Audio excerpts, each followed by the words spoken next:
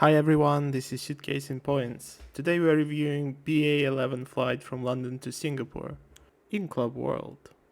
Our flight was departing from Sea Gates in Terminal 5.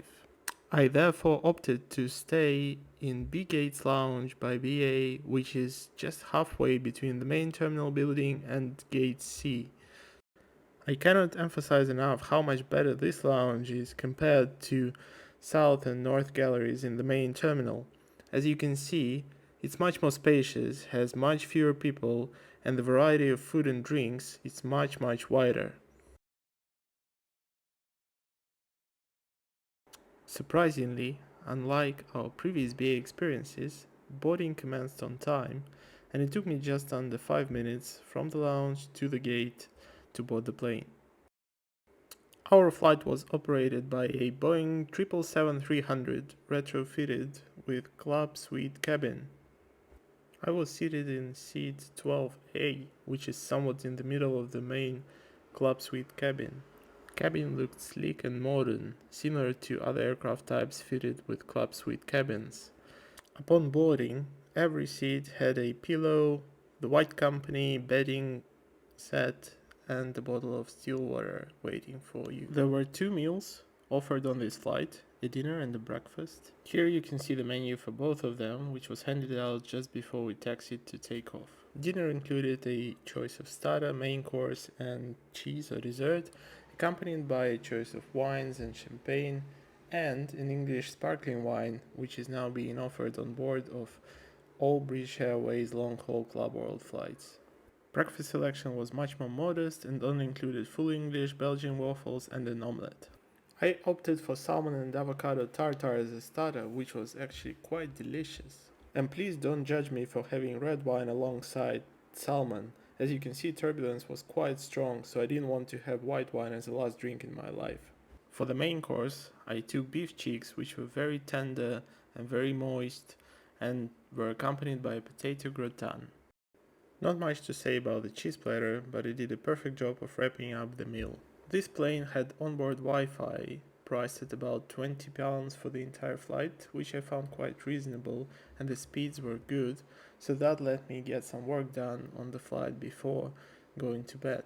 After having a few hours of decent sleep, thanks to flat bed and privacy of the club suite, it was already morning in Asia, and hence time for some omelette. Shortly after the breakfast service and some coffee, several coffees, we were descending towards Singapore airport.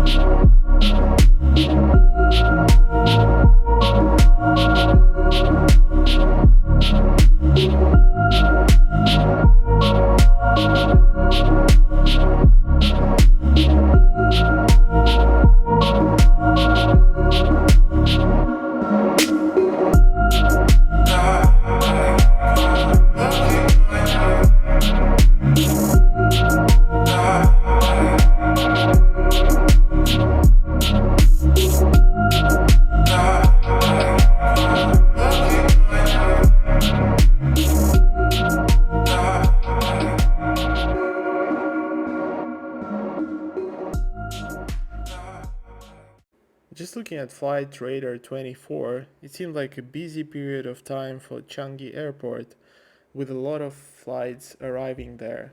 Not surprisingly, we had to do a few holding patterns before we actually proceeded to land in Singapore. Overall, it was one of the better BA flights, as it ticks pretty much all the boxes of what a good flight should be. It was on time, the cabin was fresh and modern, food service was pretty good, all my first choice meals were available, all the drinks I wanted were also available, and the crew was quite proactive. Add to that some reasonably priced Wi Fi, flatbed, and bedding, and your 13-hour flight doesn't get much better than this. I hope you enjoyed this video. Please share your BA long haul experience with us in the comments. Subscribe to our channel, give likes to our video, and stay tuned for more reviews in the future.